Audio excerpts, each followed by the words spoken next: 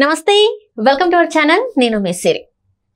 Why not 25 అని చెప్పేసి BJP అంటుంది. అయితే ఈ చక్రంలో చంద్రబాబు నాయుడుని ఇంకా వైఎస్ జగన్మోహన్ రెడ్డి గారిని అయితే ఇరికించే ప్రయత్నం చేస్తుంది బీజేపీ. మరి ఈ అంశాన్ని మనకు వివరించడానికి మనతో పాటు ఉన్నారు ప్రముఖ senior journalist, political analyst C S Rao గారు. నమస్కారం. నమస్తే సార్, ఇప్పుడు చూస్తుంటే జగన్మోహన్ రెడ్డి గారు ఏమో వై నాట్ 175 అంటున్నారు, బీజేపీ ఏమో వై నాట్ 25 అంటుంది. అసలు ఎలా చూడాలి, ఏంటి? ఇందులో చంద్రబాబు నాయుడు గారిని ఇంకా జగన్మోహన్ రెడ్డి గారిని ఇన్వాల్వ్ చేసి అంటే ఇరికించే ప్రయత్నం చేస్తున్నారు. అసలు ఈ కథ ఎటు వెళ్తుందంటారు సార్? ఆల్రెడీ చక్రంలో నరేంద్ర మోడీ ఇరికిచ్చేశాడు. చంద్రబాబు నాయుడిని, జగన్మోహన్ రెడ్డిని ఇరికిచ్చేశారు. ఇక్కడ వీళ్ళేమంటున్నారు, రాష్ట్ర స్థాయిలో జగన్మోహన్ రెడ్డి ఏమో వై నాట్ 175 అంటూ ఆయన తొలి నుంచి ఒక ప్రచారాన్ని మొదలుపెట్టి ఆయన దాదాపు 50-60 మందిని ఎమ్మెల్యేలు మార్చుకున్నాడు. దాదాపు 10-11 మందిని ఎంపీలు అభ్యర్థులను మార్చుకొని ఎలక్షన్కి వెళ్ళి సిద్ధం అంటూ ఆయన సిద్ధం ప్రచారం చేసుకుంటున్నారు. తర్వాత చంద్రబాబు నాయుడు వై నాట్ 160 లేదంటే why not Pulivendula. Why not 160 అనేదేమో ఏపీ అధ్యక్షుడు అచ్చెన్నాయుడు నినాదం, స్లోగన్. వై నాట్ పులివెందల అనేదేమో చంద్రబాబు నాయుడు నినాదం. సో వీళ్ళ నినాదాలు చాలా క్లియర్ గా అర్థం అవుతుంది అందరికి, ఎందుకంటే వీళ్ళే ప్రచారంలో చెప్తున్నారు కాబట్టి. కానీ చెప్పకుండా ఉండేటువంటి నినాదం ఏంది బీజేపీ వాళ్ళదంటే వై నాట్ 25. వాళ్ళు ఎక్కడ చెప్పట్లా. వై నాట్ 25 అని చెప్తే అందరికి అర్థమైపోయింది ప్రజలకి, కాబట్టి ఎక్కడ చెప్పట్లా వై నాట్ 25 అని బీజేపీ వాళ్ళు. కానీ తెలుగుదేశం వాళ్ళు వాళ్ళ స్టైల్లో వాళ్ళు టార్గెట్ చెప్తున్నారు. జగన్మోహన్ రెడ్డి తనదైనటువంటి స్టైల్లో ఆయన టార్గెట్ ఆయన చెప్తున్నారు. అసలు ఇంత వై నాట్ 25 ఏంటి బీజేపీ వాళ్ళది? ఆ చట్టంలో చంద్రబాబు నాయుడిని, జగన్మోహన్ రెడ్డిని ఎలా ఇరికిచ్చారు అనేది మనం విశ్లేషణ చేసుకుంటే, ఆంధ్రప్రదేశ్లో ఉండేటువంటి ఎంపీ స్థానాలు 25. ఈ 25కి 25 నరేంద్ర మోడీ జేబులో ఉన్నాయి. ఎలా ఉన్నాయి? ఇప్పుడు తెలుగుదేశం పార్టీ గెలిచినా నరేంద్ర మోడీకే వెళ్తాయి ఎంపీలు, జగన్మోహన్ రెడ్డి పార్టీ గెలిచినా నరేంద్ర మోడీకే వెళ్తాయి, బీజేపీ గెలిచినా నరేంద్ర మోడీకి వెళ్తాయి. కాబట్టి ఆంధ్రప్రదేశ్లో ఉండేటువంటి పార్టీలు ఏవైతే ఉన్నాయో ఆ పార్టీలకి ఏ పార్టీ అభ్యర్థి గెలిచినా ఎంపీగా అవి మొత్తం నరేంద్ర మోడీ జేబులోకి వెళ్తాయి. అది వై నాట్ 25 ఈక్వేషన్. ఆ ఈక్వేషన్ కి తీసుకొచ్చింది ఎవరు? నరేంద్ర మోడీ. ఆ ఈక్వేషన్ లో చంద్రబాబు నాయుడిని, జగన్మోహన్ రెడ్డి ఇరికిచ్చింది ఎవరంటే నరేంద్ర మోడీ, అమిత్ షా ఢిల్లీ నుంచి. ఎలా ఇరికించగలిగారు అని అంటే, సహజంగా ఇప్పుడు కేసీఆర్ కానీ లేదంటే ఇతర రాష్ట్రాలకు సంబంధించిన సీఎంలు కానీ చెప్పేది ఏంటి, నరేంద్ర మోడీ ఏ విధమైనటువంటి పాలిటిక్స్ చేస్తున్నాడంటే ఈడీ, సిబిఐ, ఇన్కమ్ ట్యాక్స్ వీటిని ముందు పంపిస్తాడు, ఆ తర్వాత నరేంద్ర మోడీ వచ్చేస్తాడు, ఆయన అనుకున్నది జరిగిపోతుంది అనేది వీళ్ళు చెప్పేటువంటి మాట. ఎవరు మమతా బెనర్జీ చెప్పినా, కేసీఆర్ చెప్పినా, కేజ్రీవాల్ చెప్పినా, ఎవరు చెప్పినా అదే చెప్తారు. కనిపిస్తుంది కూడా అదే కనిపిస్తుంది. ఎందుకు బీహార్లో నితీష్ కుమారు అసలు నరేంద్ర మోడీని వ్యతిరేకించి బయటకు వెళ్ళిపోయారు, మళ్ళీ ఆయన వచ్చారు. అలాగే పొత్తులకు సంబంధించి కూడా వీళ్ళకి కావాల్సినటువంటి వాళ్ళతో పొత్తులు పెట్టుకోవాలి. ఒకవేళ పొత్తుకు రాకపోతే ఈడీ, సిబిఐ, ఇన్కమ్ ట్యాక్స్ ఇవి వచ్చేస్తాయి. కాబట్టి అనివార్యంగా పొత్తు పెట్టుకోవాల్సిన పరిస్థితి.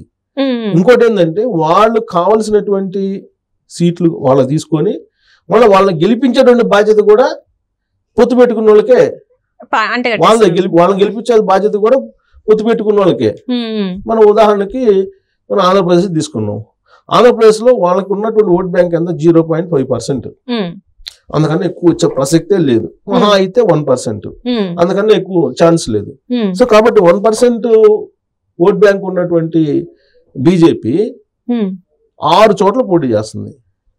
6 చోట్ల పోటీ చేస్తూ 6 చోట్ల కూడా గెలిపించాల్సిన బాధ్యత ఎవరిది? తెలుగుదేశం పార్టీ, జనసేనది. 6 చోట్ల గెలిపించాల్సిన బాధ్యత వాళ్ళు పొత్తులో ఉన్నారు కాబట్టి. సరే, ఇక వైఎస్ఆర్ కాంగ్రెస్ పార్టీ ఉంది. వైఎస్ఆర్ కాంగ్రెస్ పార్టీ మొదటి నుంచి కూడా మద్దతు ఇస్తూ ఉంది ఎవరికి? నరేంద్ర మోడీకి. 2019 నుంచి ఇప్పటి వరకు కూడా నరేంద్ర మోడీకి, బీజేపీకి ఫుల్ పెజ్డ్గా మద్దతు ఇస్తున్నటువంటి పార్టీ ఏదైనా ఉందంటే వైఎస్ఆర్ కాంగ్రెస్ పార్టీ. ఇంకా చంద్రబాబు నాయుడు 2018 నుంచి రీసెంట్ వరకు కూడా దూరంగా ఉన్నాడు. దూరంగా ఉన్నప్పటికీ రాష్ట్రపతి, ఉపరాష్ట్రపతి ఎన్నికల్లో ఆయన కూడా డైరెక్ట్ గా మద్దతు ఇచ్చారు. తర్వాత పార్లమెంటు వేదికగా కూడా కొన్ని బిల్లులకు మద్దతు ఇచ్చారు. అయితే జగన్మోహన్ రెడ్డి 22 మంది ఎంపీలను గెలిపిస్తే ప్రజలు ప్రత్యేక హోదా తీసుకొస్తాడని చెప్పి 22 మందిని ప్లస్ రాజ్యసభ మెంబర్స్ని అందరినీ నరేంద్ర మోడీకి తాకట్టు పెట్టి అక్కడ ప్రజా వ్యతిరేకంగా లేదా రైతు వ్యతిరేక వ్యవసాయ బిల్లులు చేసిన, లేదంటే పౌర స్మృతి ఉమ్మడి పౌరసత్వం దాన్ని చేసిన, 370 రద్దు చేసిన, ఏ బిల్లు పెట్టినా దానికి సపోర్ట్ చేస్తూ వచ్చారు. పార్లమెంట్ వేదిక కానీ పార్లమెంట్ బయటకు కానీ. నరేంద్ర మోడీని కాదని ఒక్క అడుగు కూడా ముందుకేసే పరిస్థితి లేదు జగన్మోహన్ రెడ్డి. అంటే వైఎస్ఆర్ కాంగ్రెస్ పార్టీ అయినా బీజేపీ అయినా రెండు ఒకటే అనేది అర్థమైపోయింది జనాలకి. ప్లస్ వీళ్ళు కూడా చెప్పారు, సాయిరెడ్డి జగన్మోహన్ రెడ్డి కూడా చెప్పారు. 2019 అధికారం వచ్చినప్పుడే చెప్పారు, మేము నరేంద్ర మోడీని కాదని, అమిత్ షాని కాదని మేమేం చెయ్యము, వాళ్ళకి చెప్పే చేస్తాం, ఏం చేసినా అని చెప్పారు. జస్ట్ కాకపోతే ఏంటంటే ఇక్కడ బీజేపీ పార్టీ లేదు అంతే.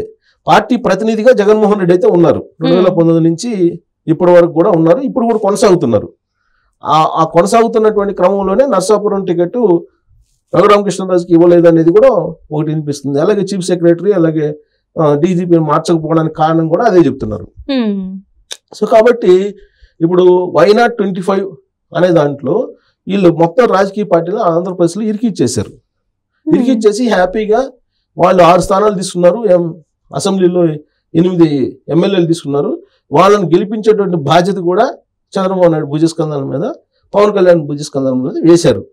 ఒకవేళ వాళ్ళు గెలిపించకపోతే ఎవరు గెలుస్తారు? అక్కడ వైసీపీ గెలుస్తుంది. వైసీపీ గెలిచినా వెళ్ళని గుడ్, అంటే ఏది గెలిచినా వాళ్ళకి వెళ్ళని గుడ్. సో కాబట్టి గోడ మీద పిల్లిలాగా ఒక న్యూట్రల్ గేమ్ ఆడుతున్నాడు నరేంద్ర మోడీ. ఈ న్యూట్రల్ గేమ్ వైనాట్ 25 గేమ్ అనమాట.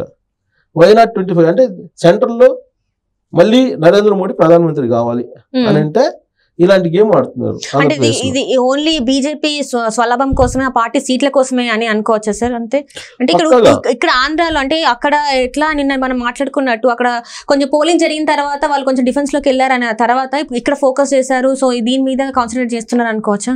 ఒకటి పోలింగ్ జరిగినా జరగకపోయినా ఇక్కడ ఆల్రెడీ ఫిక్స్ చేసేసారు. వైనాట్ 25 ని ఫిక్స్ చేసేసారు. ఫిక్స్ చేసి చాలా వ్యూహాత్మకంగా ఇటు చంద్రబాబు నాయుడిని, ఇటు జగన్మోహన్ రెడ్డిని ముందు నుంచి ఆయన బెయిల్ ఉంది కాబట్టి, బెయిల్ రద్దు అయితే జైల్లో పోవాల్సి వస్తుంది కాబట్టి ఎలాగో ఆయన బీజేపీతో ఉంటారు. వద్దన్నా అవునన్నా కాదన్నా వద్దన్నా రమ్మన్నా ఆయన అక్కడే ఉంటారు, ఎక్కడికి పోడు, జేబులో మనిషి ఆయన. సో ఎటు వచ్చి చంద్రబాబు నాయుడు పొత్తు పెట్టుకోవాలంటే పొత్తు పెట్టుకునేటువంటి అనివార్య పరిస్థితుల్ని క్రియేట్ చేయాలి. క్రియేట్ చేసినటువంటి పరిస్థితి ఏం కనపడుతుంది?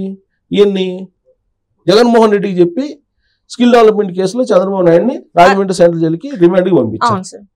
ఆ ఎపిసోడ్ మొత్తంలో మనకు కనిపించింది ఏంటంటే చంద్రబాబు నాయుడికి ఇష్టం ఉన్నా లేకపోయినా బీజేపీతో అనివార్యంగా పొత్తు పెట్టుకోవాల్సిన పరిస్థితి ఏర్పాటు చేశారు.